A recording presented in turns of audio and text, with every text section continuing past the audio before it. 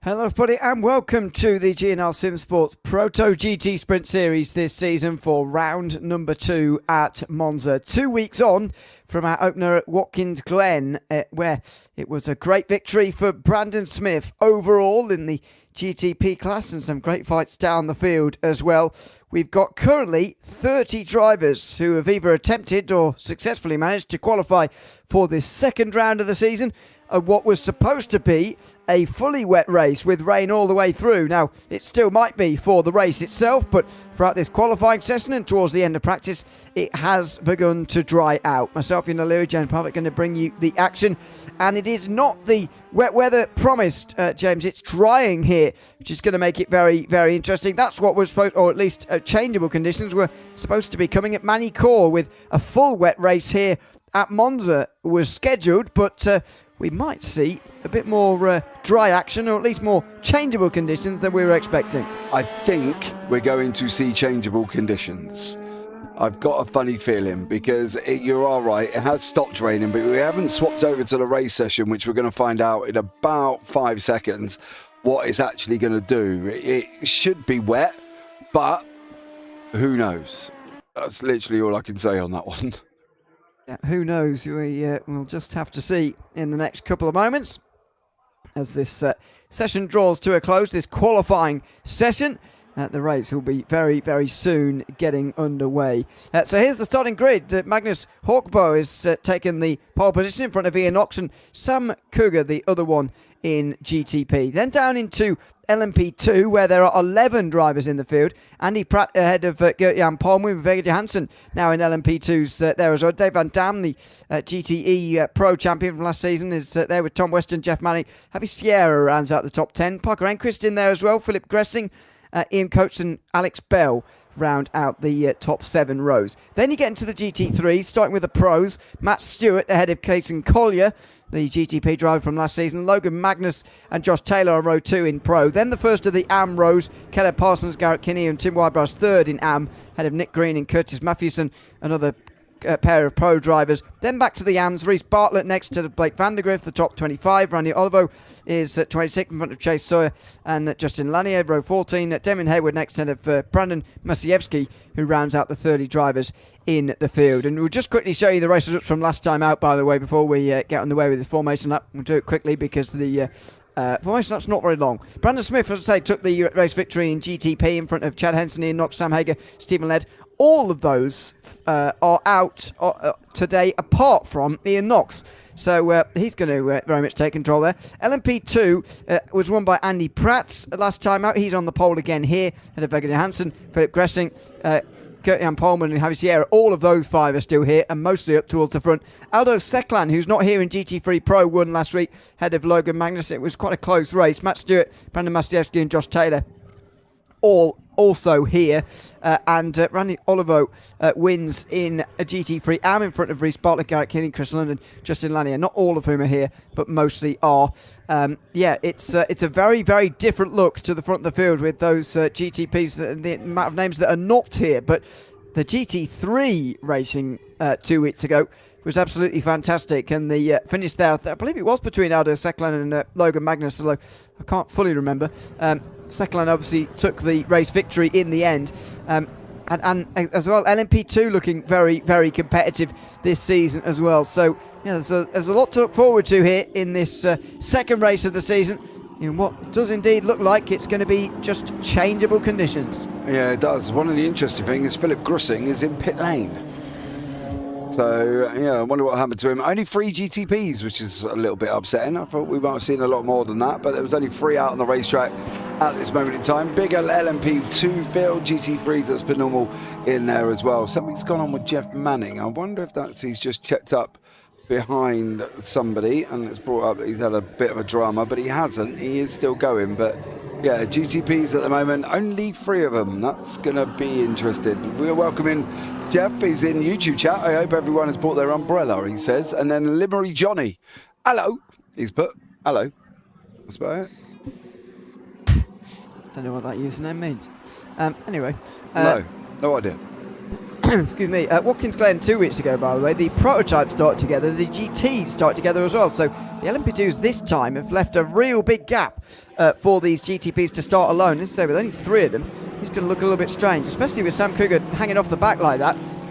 If he gets a good run of the other 2, there might be some accusations of foul play going on, but let's see as they come up towards the start-finish line here. Ready to go for race 2 of our season. 45 minutes as always here in changeable conditions at Monza. We are underway, and it's Sam Cougar getting off to a terrible start. He's miles behind the other 2 as Magnus Hogbo and Ian Knox battling towards turn number 1. Knox braking very early, and the Norwegian is going to be nice and calmly leading here by some distance into the first chicane. What about the LMP2s? Likely to be a more lively start here as Andy Pratt fires away from 4th position, and immediately he gets clear on that run towards the start finish line. And just as well, because he had the outside line, of course, with him starting from 4th place overall. He had to start from the outside there as they roar down in towards turn number 1 on the brakes. He gets it stopped in time. What about the others as they try and come through here? They all do filter their way through nicely. And in the GT3s, by far the biggest start here, there's 15 of them in this group. And they get themselves underway here for 45 minutes as well. Lots of spray being kicked up here as Matt Stewart rather takes the lead. 16 on them. Oh no! And there's a big spin for one of the Mustangs, and one of the Porsches got across as well. That's I'm not sure. Parsons who's got across there, and the Mustang. Reece Bartlett seems to have gone straight across the chicane. Well, the prototypes were very clean through the first chicane. Little bit of a mess down in the GTs, but there's obviously a lot more of them, and it's a lot more difficult for them to get through that first chicane. Yeah, there clearly was drama. You can have a look here. I think it started with Caleb Parsons. He swerves out onto the grass and unfortunately cannot get it stopped on the rain.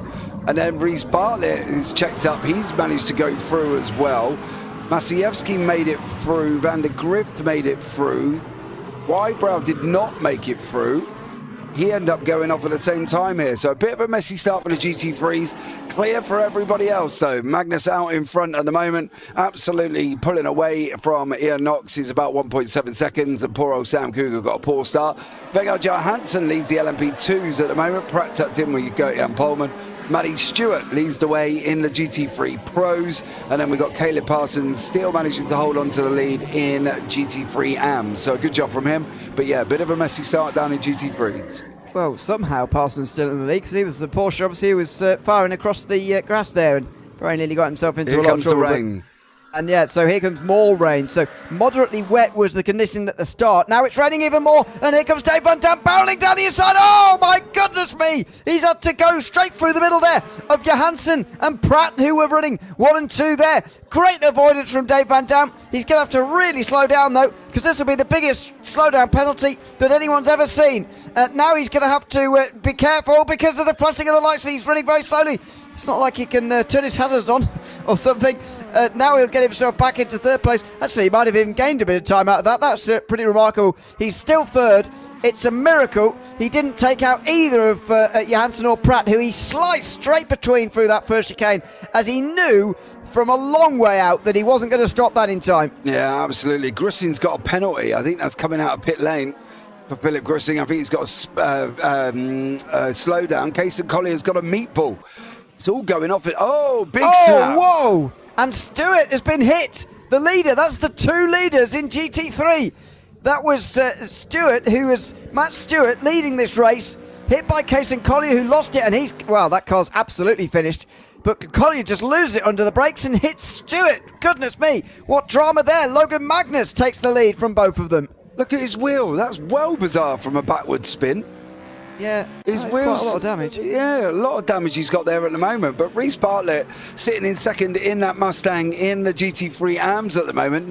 He's got Caleb Parsons just ahead of him. There's meatballs for Kason Collier. There's penalties for Philip Grussing. Timmy Wybrow's in pit lane and has been for quite a while. We've got Blake Van der Grift, who's slowly making his way through the order. He's up 1 place currently at the moment as well. He's in the Mercedes. And we've got Chase Sawyer, chasing on the back end of Damien Hayward. So lots of drama going on, but they are starting to get a little bit more spread out than we kind of expected to be this early on. But yeah, unfortunately, oh, and Damien Hayward's just had drama as well, and unfortunately for him, he's just caused himself some problems. Didn't lose a position to Chase Sawyer. I'm not entirely sure. Oh, is that just going to be a lock-up? Oh, over the curb, and back end slowly starts coming round in that Aston Martin, and unfortunately for him, he has gone off as well. But yeah, Blake van der Grift mixing it up in the field at the moment with Randy Olivio side by side currently going into the last corner, and van der Grift goes through. Of course, van der Grift did well the other time out as well, so good job. Well, it's fourth place in the AM class they're currently fighting for. The GT3 fields are very, very mixed at the moment. It's usually a pro followed by an AM and so on. Oliver was going to lose out to Justin Lanier as well. He was in the top 5 2 weeks ago. Lanier on the inside though breaks very early. Look how early they're on. It's like they're all on dry tyres. Oh, that's why! Oh my word, that was close. That was Hayward who was out of control coming towards turn 1 there.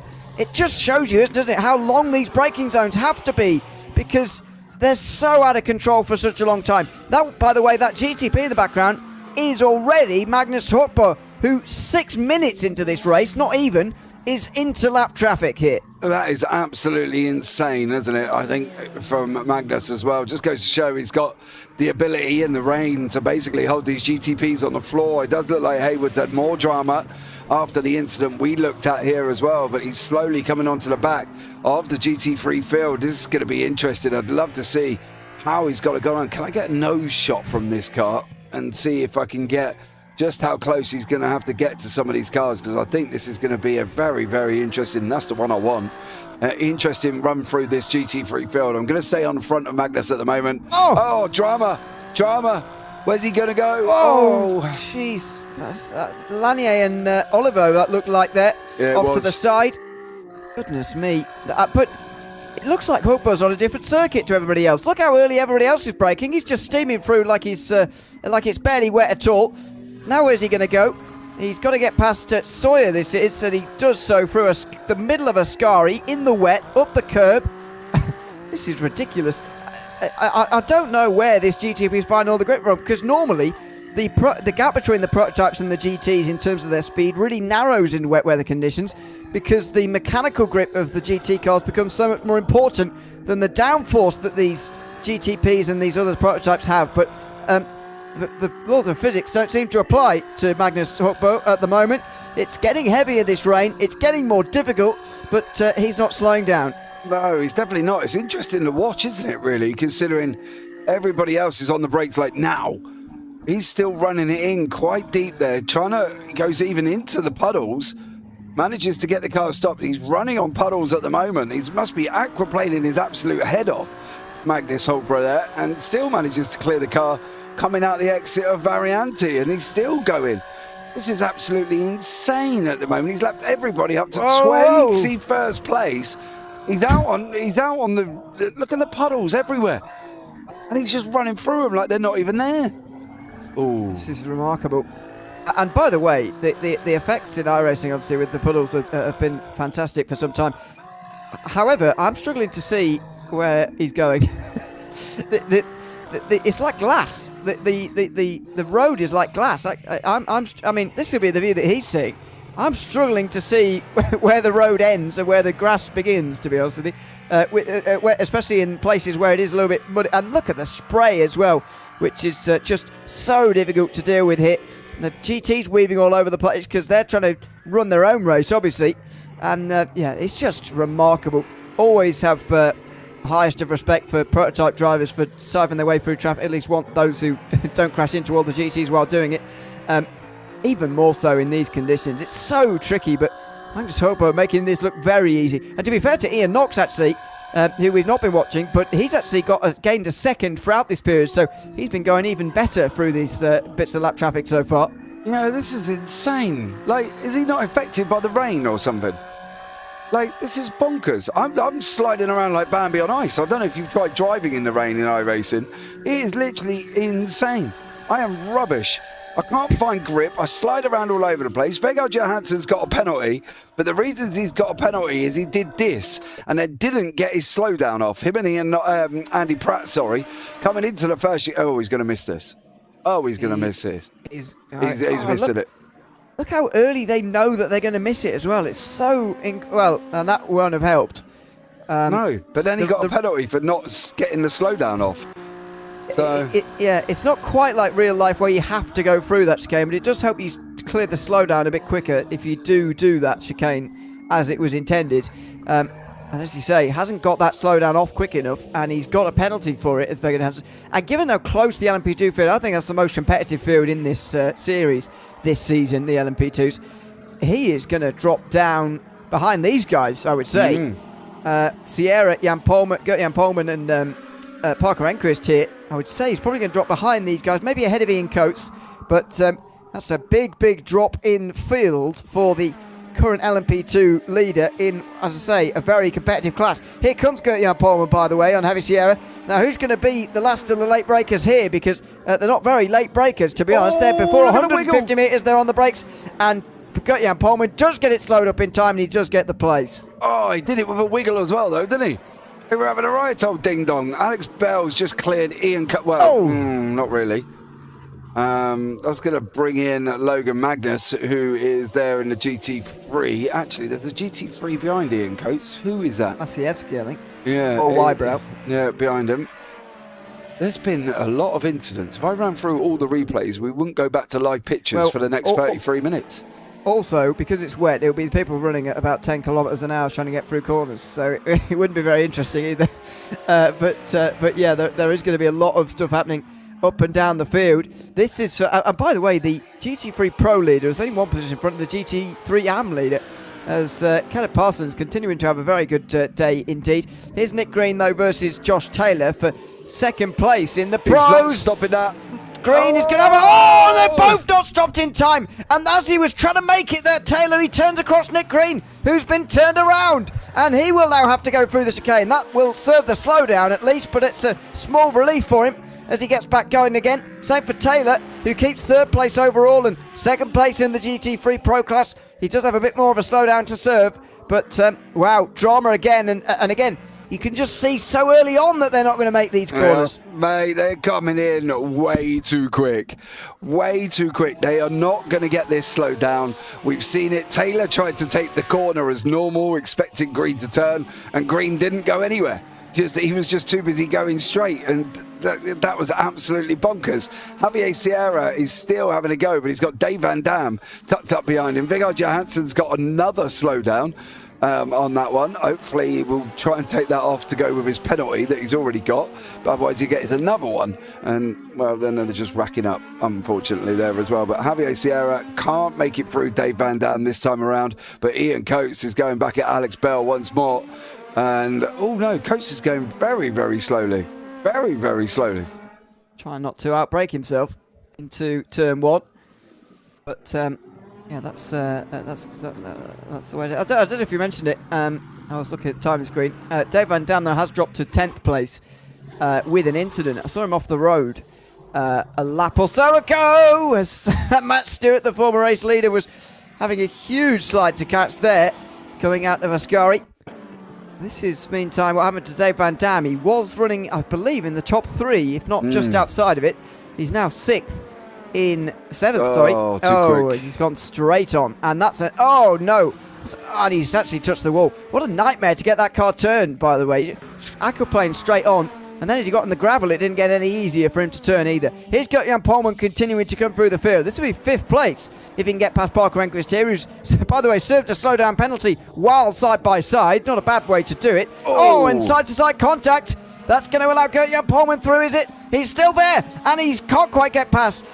It was good defending from Enquist there, who stayed on the outside through the middle of it because he knew that by the last part of the Ascari chicane, he could get to, back through again. Look at this, though, coming in towards the Parabolica again. Polman not going to give up just yet. He looks to the outside here. Enquist just drives down the middle of the road, and their battling, by the way, is jeopardising their position over Vegard Johansson.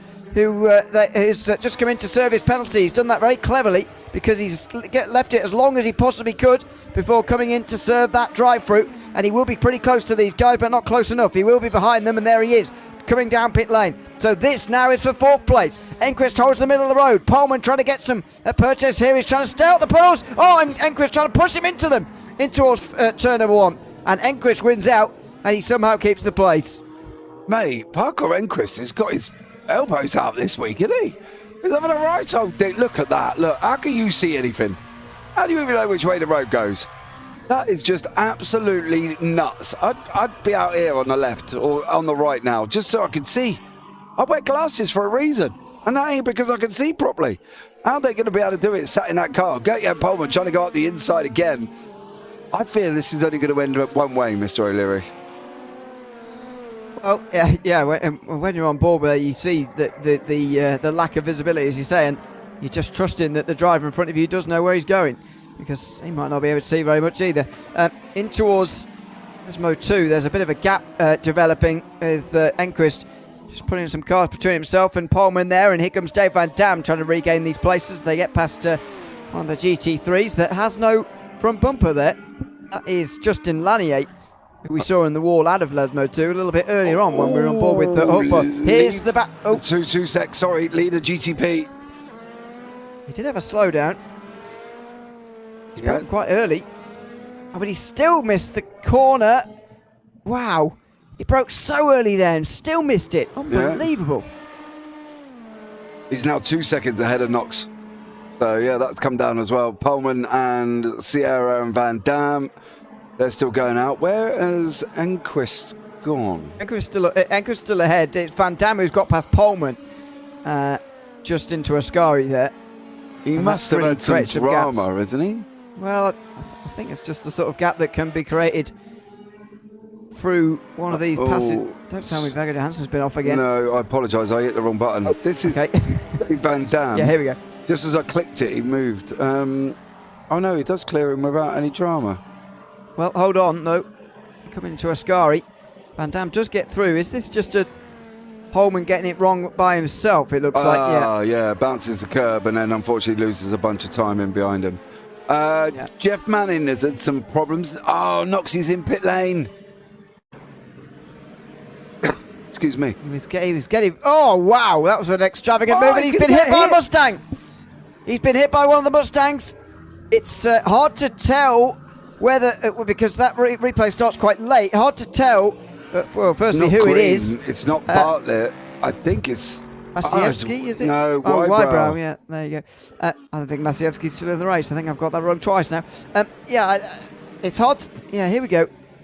I mean, from the GT driver's point of view there, a prototype that is much better at braking than he is has pulled in front of him and then stood on the brakes, which is going to make it very difficult for Wybrow not to run straight into the back of Ian Knox there. But Ian Knox will say, well, I'm just trying to go from one way to the other through traffic, and I'm trying to make the corner, braking early enough to do so in towards Ascari. That's a very difficult one there, where two sort of classes are clashing there in the way they make their speed.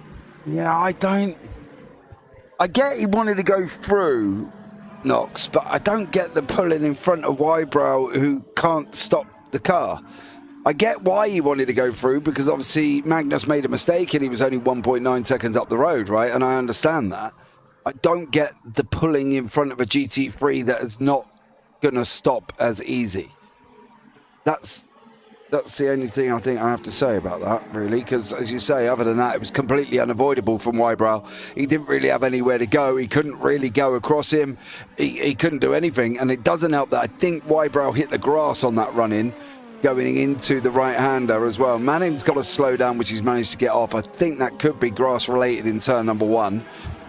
Dave Van Dam's now in behind Enquist, and Noxie's still trying to make his way through, trying to go through, where is he at the moment? Vega Johansson. But Enquist at the moment is having a bit of a battle. He is in the spray somewhere there, and he's just about staying ahead of Dave Van Dam. So Enquist doing a great job at this moment in time.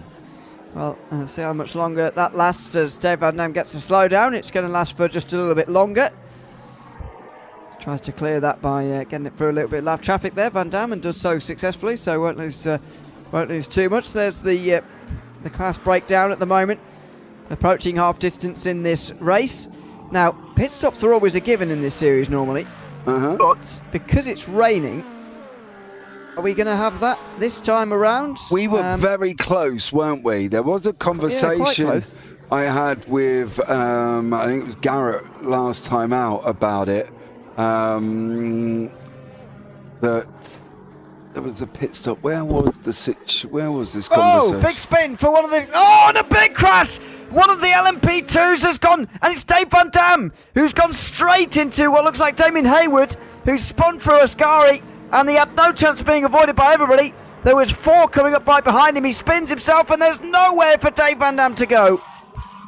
Well, that's the end of that one, isn't it, really? Dave Van Dam didn't really have a lot of choice. I don't think he knew too much about this, unfortunately for him. And the car's already there. Wow. Lots of drama this week, Mr. O'Leary. Lots of drama. Well, lots of rain will do that. Right, so he basically said fuel came up a few times because we were talking about it last time out. Starting fuel is less than the fuel capacity. Each class starts with less fuel than the cap, but the cap is increased to allow more strategy options. Now, as you said, with that cap being increased, what's going to happen with fuel? Are they going to have to stop here when they're doing exceedingly slower laps than they normally would be?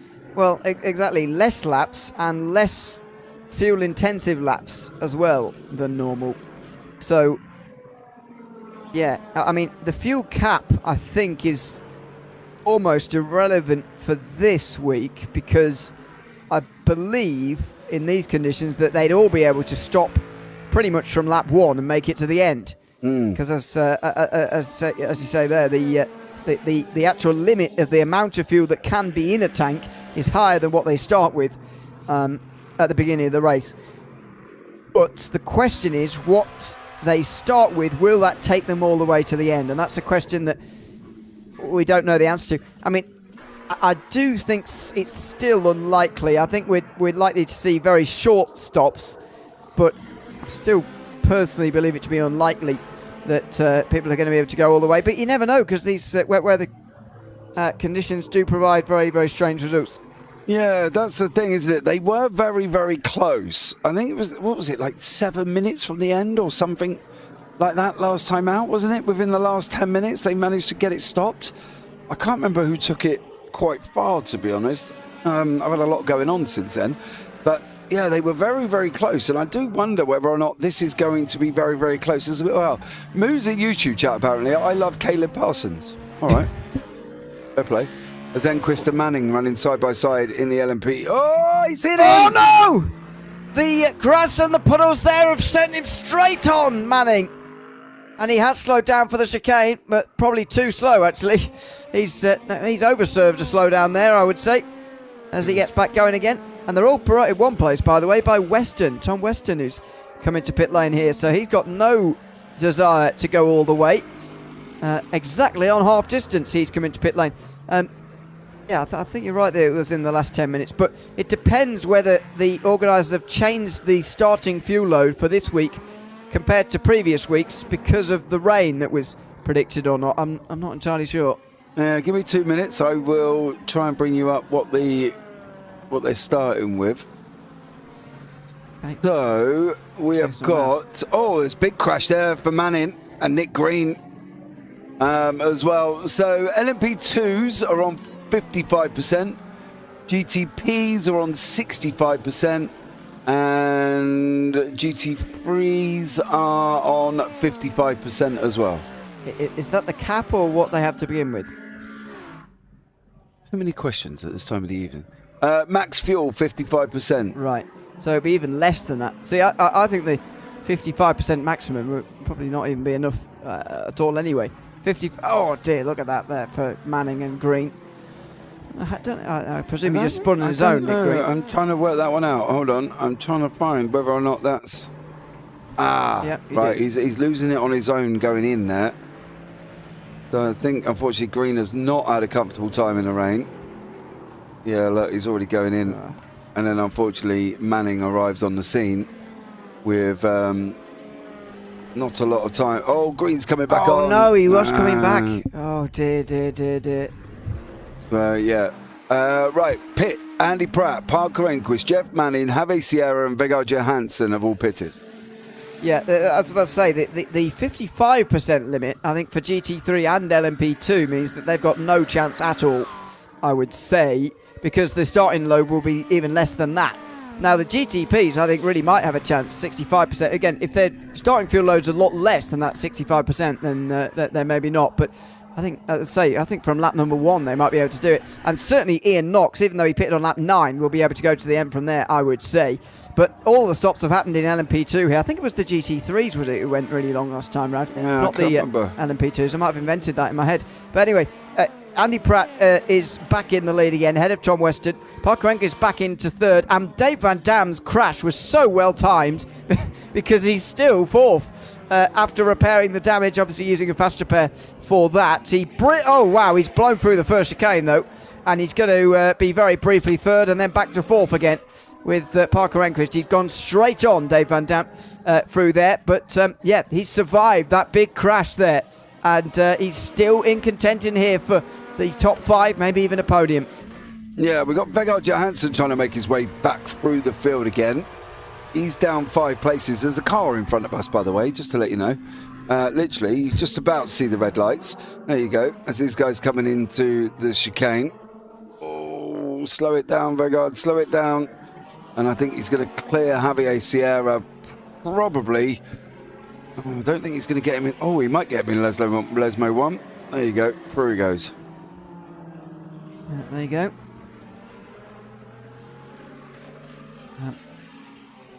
And on his way, almost. Yep, on his way.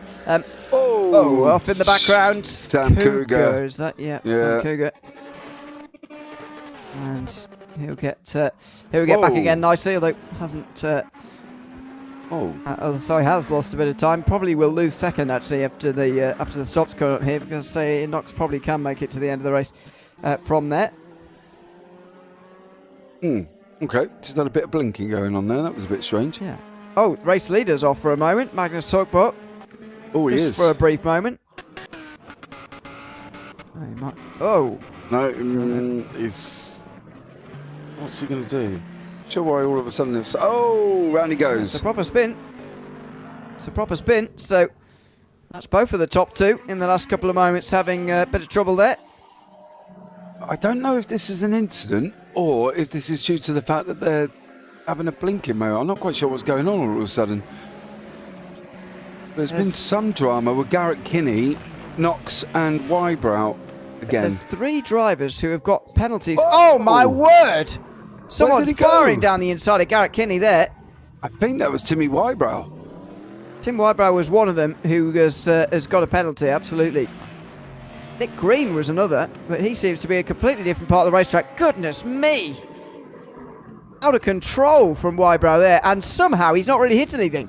Knoxie's off as well. What has gone on? Because all of a sudden Blake Vandergrift is off, Lanier's off. This is completely separate. So at the same time, Vandergrift now offers up. Is there anything for Nick Green? Because he seems to have a penalty for some reason. Yeah, I'm trying to see if he was involved. Stewart, the GT3 pole sitter earlier. Yeah, Josh Taylor's had drama as well, but this is Green's issue.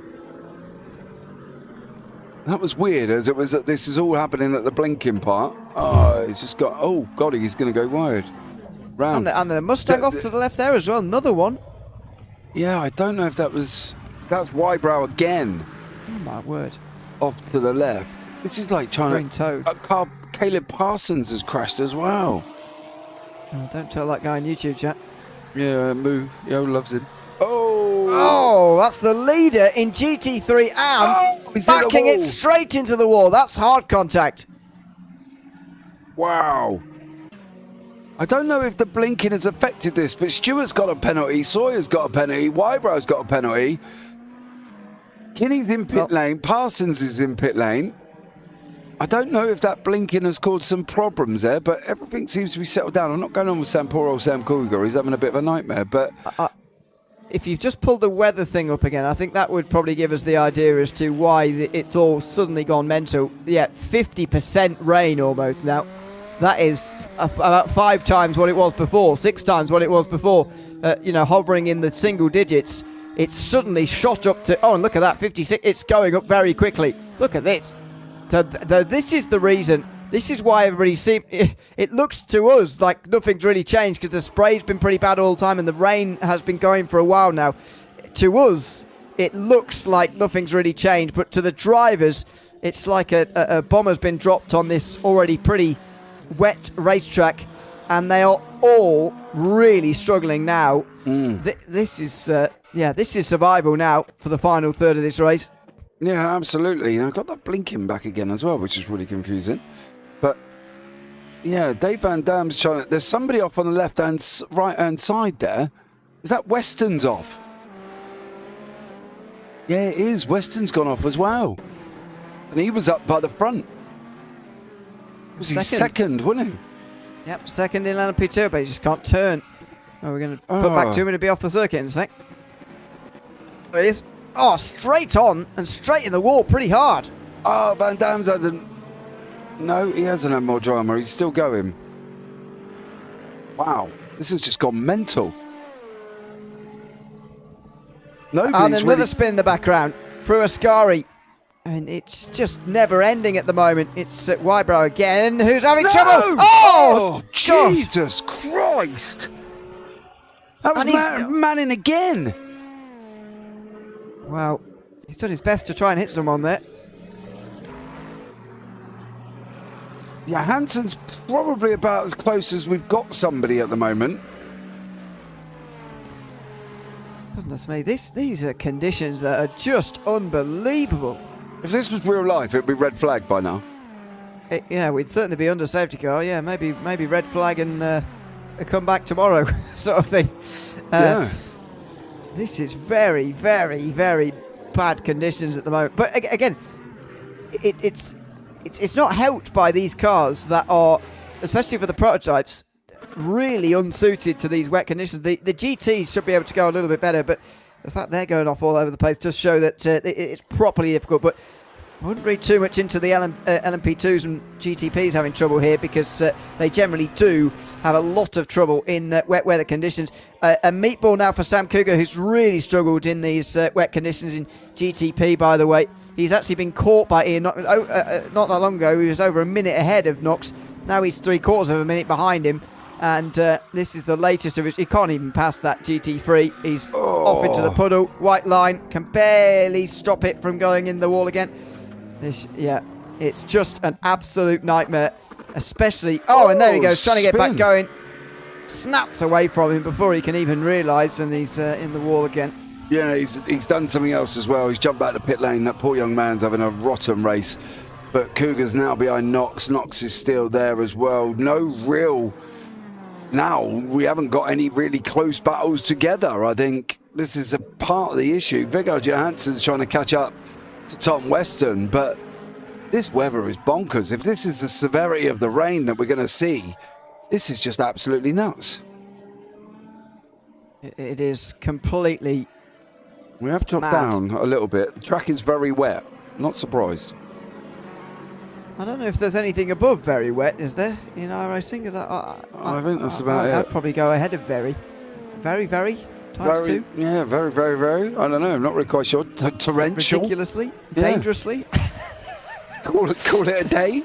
Go and put your feet up. Go home. Yeah. Go home, it's wet. Yeah, it's raining. MJR, hello guys. The audio is a bit weird on the stream. What do you mean audio? It might be because of the blinking, to be honest. But game audio. Yeah, the blinking won't be helping with that. Weston has gone flying over the chicane there, and he will lose 4th place pretty comfortably to Viggo Johansson, who will at least return to the podium. Why where has all this blinking come from? This is what I'm confused about. I don't understand why it's all of a sudden appeared. I think Matty, it will settle down. That's Matty Richardson. But I think this is causing some form of problem. I don't really know. It is the blinking that's causing the yeah, give me two. Our mics are fine. Let me see if I can do something with this and see what we can do. But clearly this has caused more issues than it needs to. I'll try and sort it out this way and see what we can do. It's very, very intensive, this weather. The leader, Magnus Sorbo, by the way, coming in with about 10 minutes to go, so even the GTPs can't make it without pit stop. I think it's safe to assume that, I mean, we're in dreamland a little bit, I think, by suggesting that someone's going to be able to do this without pit stop in this race, and indeed in this season. But there we go. That Hopebird's got to put an end to that for this week for us, as we look at Case and Collier, who've been quite quiet in this race. It's been quite difficult to stay quiet, to be honest, but he has done. He has. Hold on. At the moment. There is some issues with the sound in OBS going mental. I'm trying to calm it down a bit. Every sound, I love that. It sounds like it's underwater. Not trying to make a joke or anything. I know, I get it, Matty. It's fine. Has it settled down the clarification. Now? Yeah, has it settled down now, Matty? That's the thing. I think it looks like it's settled down in OBS as well, because at one point the bars were all over the place, but I'm hoping it's sort of settled down just a little bit here, dude. I'm sorry, but this blinking has caused us no end of issues. What server are they on? No idea. Oh, US. Okay, so they're on US servers. Okay. Not a lot we can do about that, unfortunately, then. Tom Weston's got another slow down, by the way. Vega Hansen not long gone past him, and that battle now is certainly going to fall away. Javi Sierra has jumped. Yeah, Sierra's jumped into pit lane. Is he going to get a snap on here? I think he might. He might go straight on. Take your pick. Yep, straight on. In Asmo 2, and he has had enough of these conditions. Yeah, absolutely. And now all of a sudden, slightly, but it sounds like I'm listening to it from multiple miles away. No worries. Well, it is a bit of a worry, Matty, but it doesn't really seem to be a lot I can kind of resurrect that this late on. I'm not really sure why all of a sudden it's gone that. I think the bleaking had something to do with it, but yeah. Haywood and Randy Olivo have had more dramas. Cougar's got another meatball, and I'll say another because he had one already. Wybrow's off the track. He's had more. He's definitely got his money worth out of Monza. He literally has been off at every single part of the race circuit. And Dave Van Dam has been up, he's been down, he's been up, and he's now up again, chasing Parker Enquist, who's just put the car right in front of him. Oh, and he's trying to weave around him. Dangerous on the outside there with the puddles. He's broken very late, and he's gone straight into him. Straight into him at turn 1. That will be a post-race penalty you'd expect, if not one now. And he might well be damaged, actually, Van Dam. So watch out for that. Enquist drops behind Johansson. He might well be second in a minute. Well, that would be quite a turnaround, as Johansson actually has to go straight on to avoid. Tom Weston's got a meatball flag as well in the last couple of moments with everything that's going on here. Well, this is just madness. Look at in this race. Look at the penalties. It's bonkers. Slow down, Van Dam. Slow down, Johansson. Slow down, Manning. Meatball Weston. Penalty Cougar. Penalty Olivo. Penalty Wybrow. Haywood's been off again. Manning's been off again. And we've still got 7 minutes to go. So I'm not entirely sure who's going to actually get to the end without getting a penalty. Taylor's off. Enquist has jumped straight back to pit lane. Enquist must be pretty badly damaged. Oh, he's beached. Oh, my goodness. That's bad luck. That is extremely bad luck. Oh, how unhappy is he going to be there with who hit him? Dave Van Dam. Van Dam, yeah, very well, very is the answer to that question. Yeah, absolutely.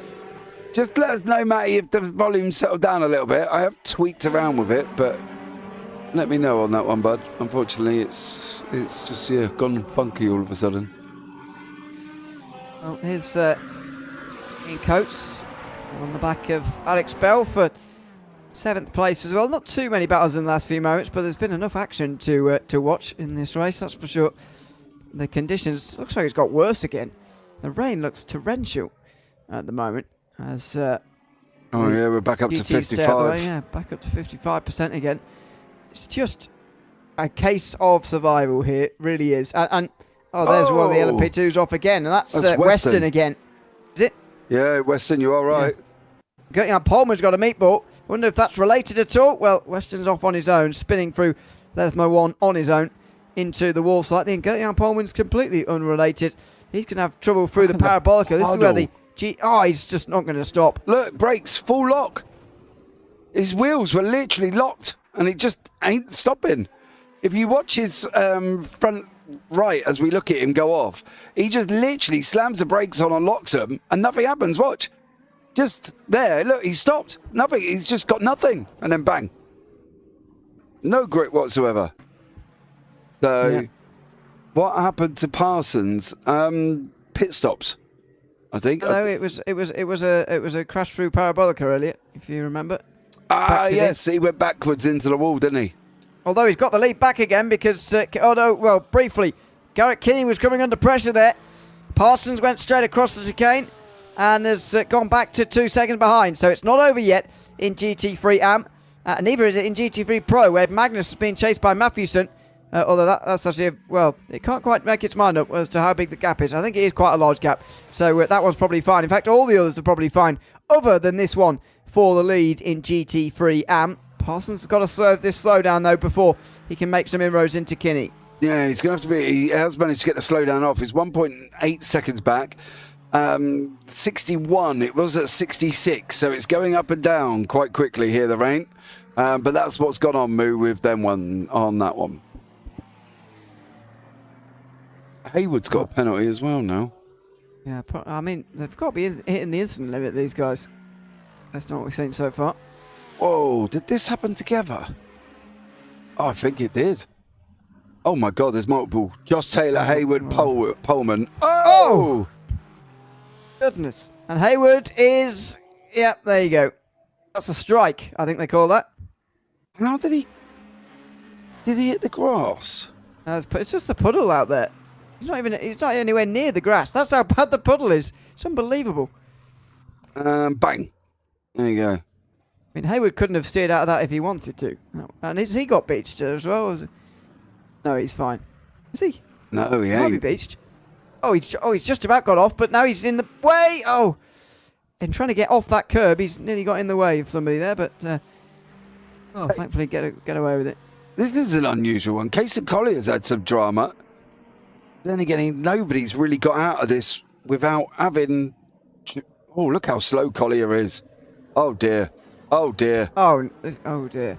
There was a lot of drama, a lot of confusion going on there, unfortunately, for Casey Collier. Where are we at the moment? 2 minutes to go. Where is Magnus on coming over the line? So it should be one and one more, I think, if he carries on the 148. Yep. But look at the penalties. Taylor, Cougar, Sawyer, Haywood, all got penalties. Enquist, pit lane.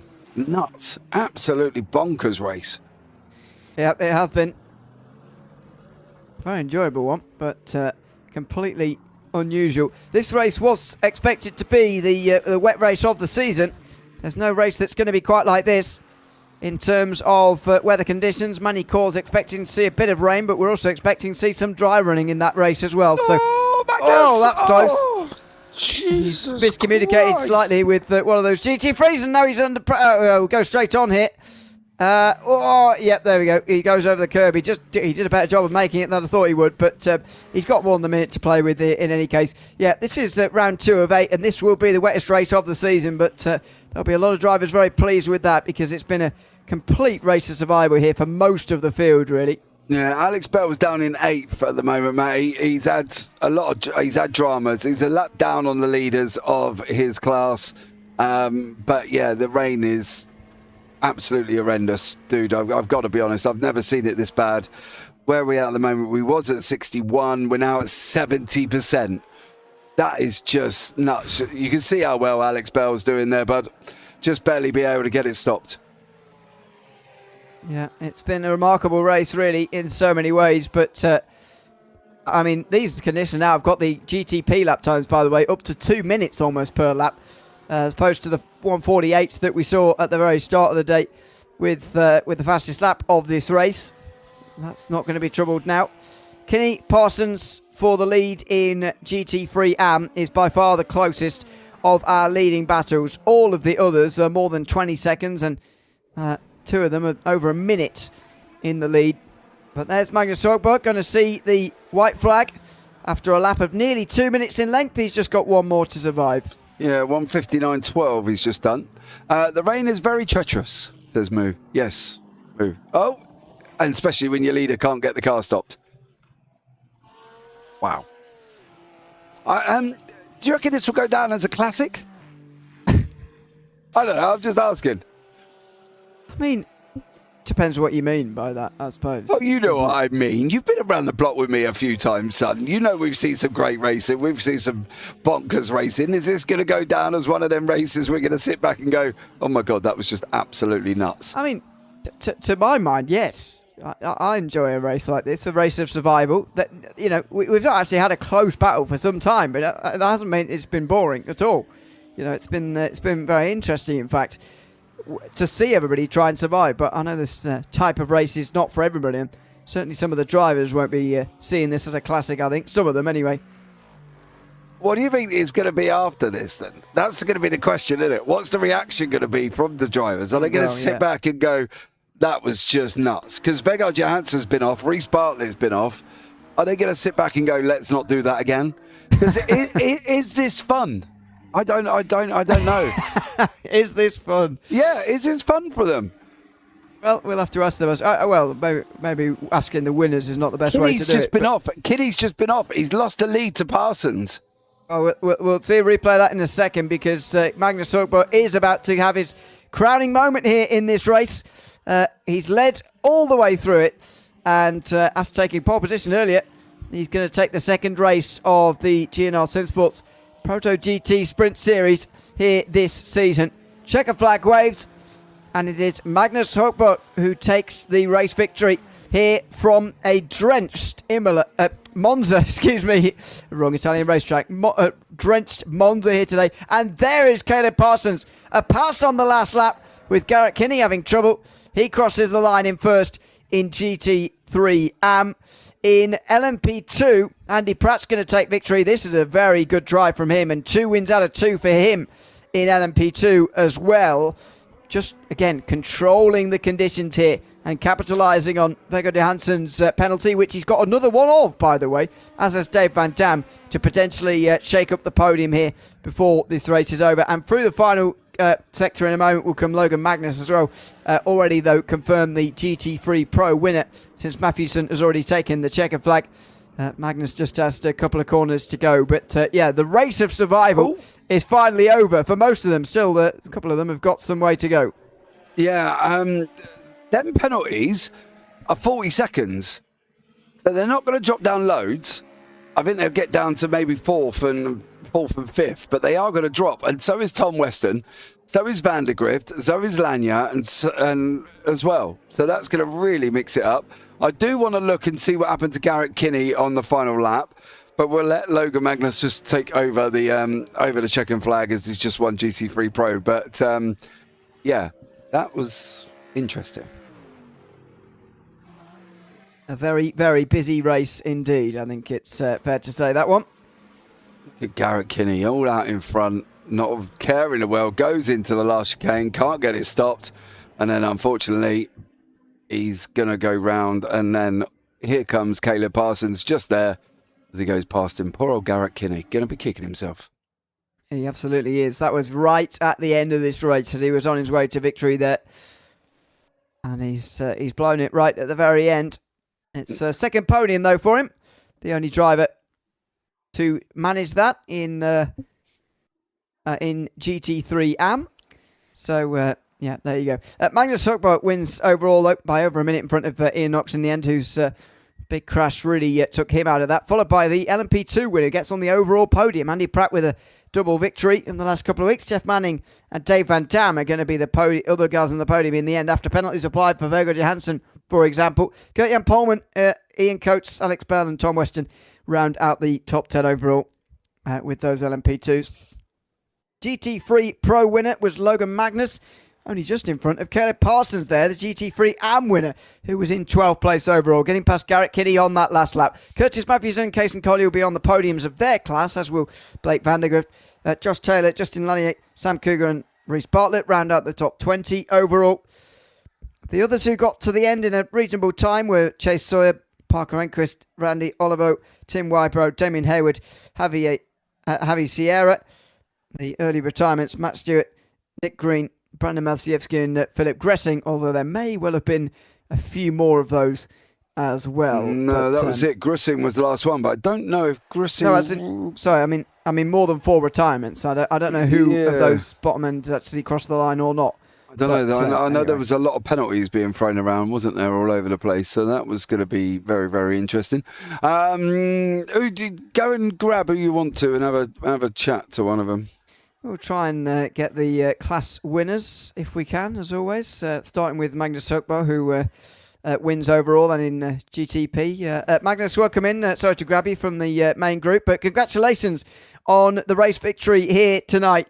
There's only one thing to ask you about, really, to begin with. How difficult were those conditions to drive with throughout the 45 minutes tonight? Well, thank you.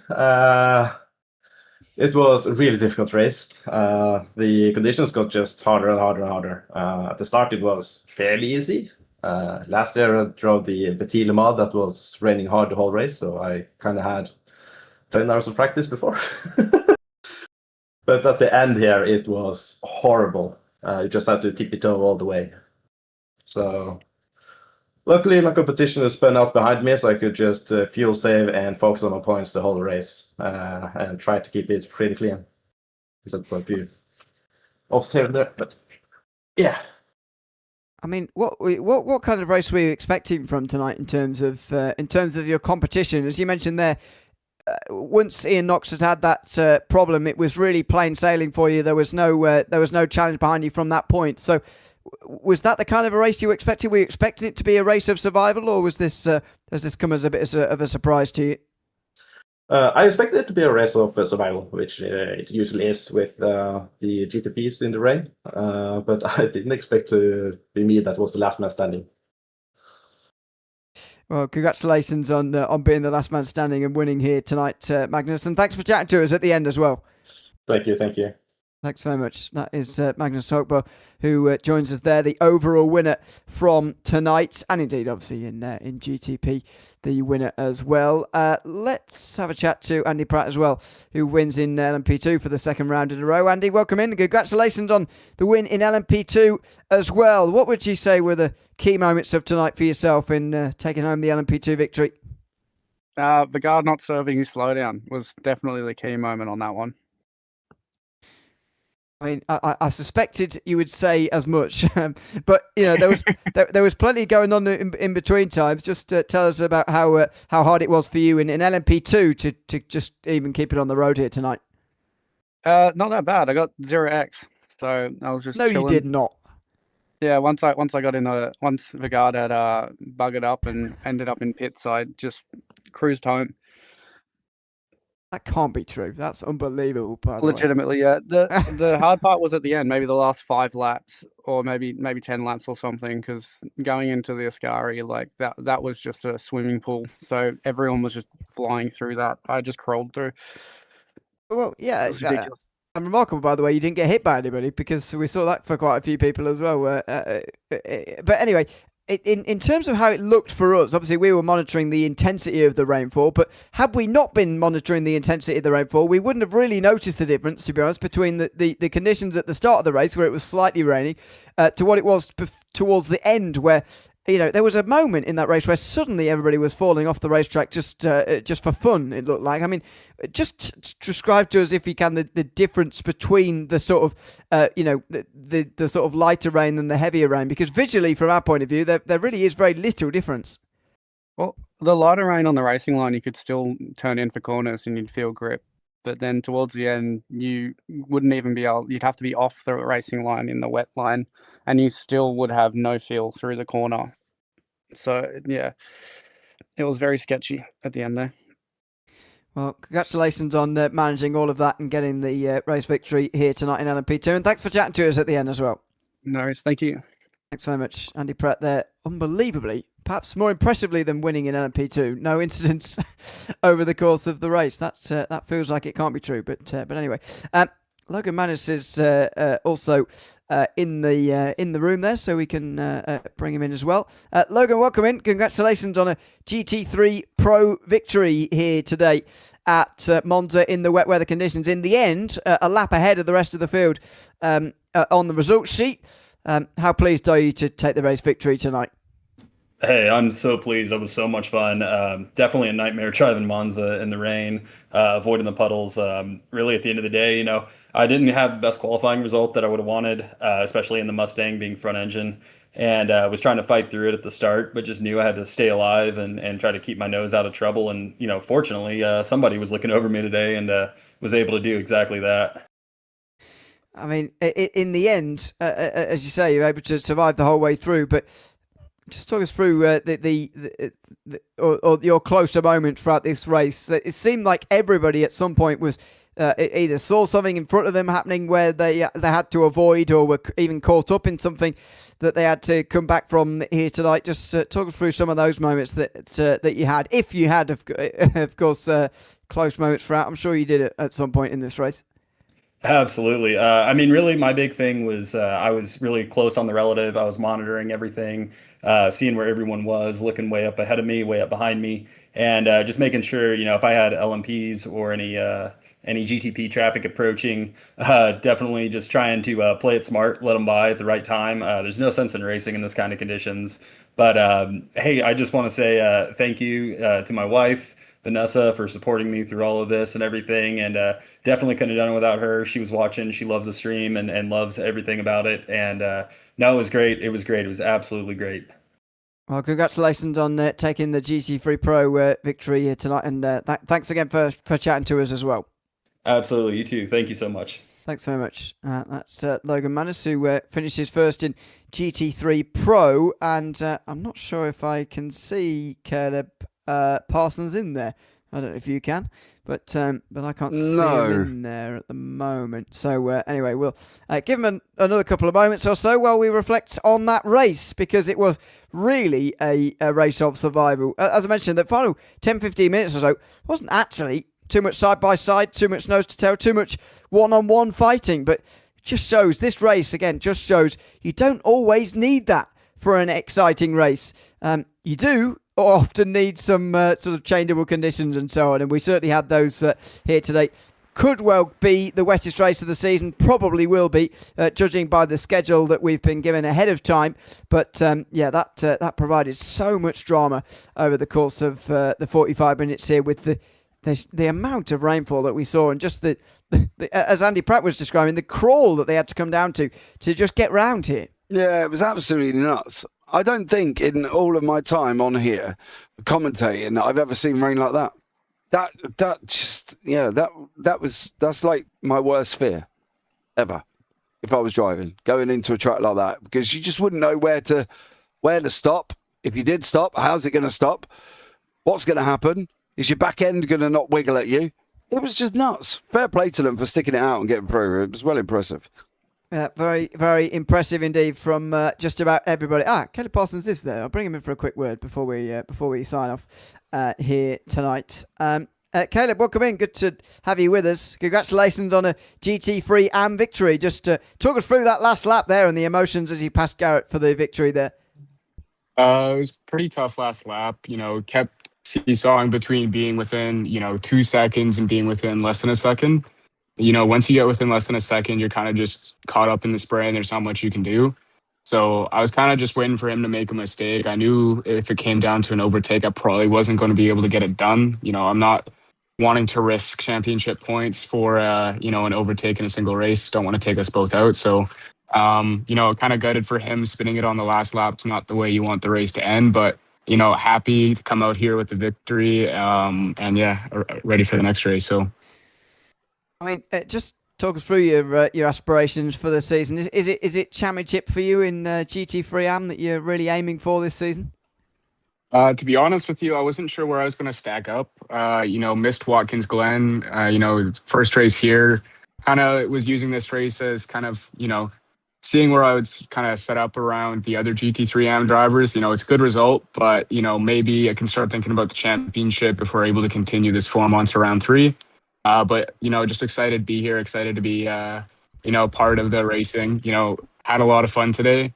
Just want to thank everyone who made the race a good one today. I know it was more of a boat race than a car race, but yeah, fun nonetheless. It certainly was. Congrats again, Caleb, and thanks for chatting to us. Perfect. Thanks, guys. Thanks very much, Caleb Parsons, the GT3 AM winner there as well. Getting in just in time, so glad to hear from him as well before we sign off here tonight. Big thanks to everyone who's been tuned in, as always, of course. We're here every 2 weeks on Friday nights with this series, by the way. It's a bi-weekly series, so join us again in 2 weeks' time from Zandvoort for the next round. It's going to be an unusual racetrack to take multi-class racing, but we very much look forward to that. It'll be live, of course, on the JPB YouTube channel, as always, same time, same place. I've been Ian O'Leary alongside James Parvitz. Goodbye from Monza. We'll see you again in a couple of weeks' time in Zandvoort.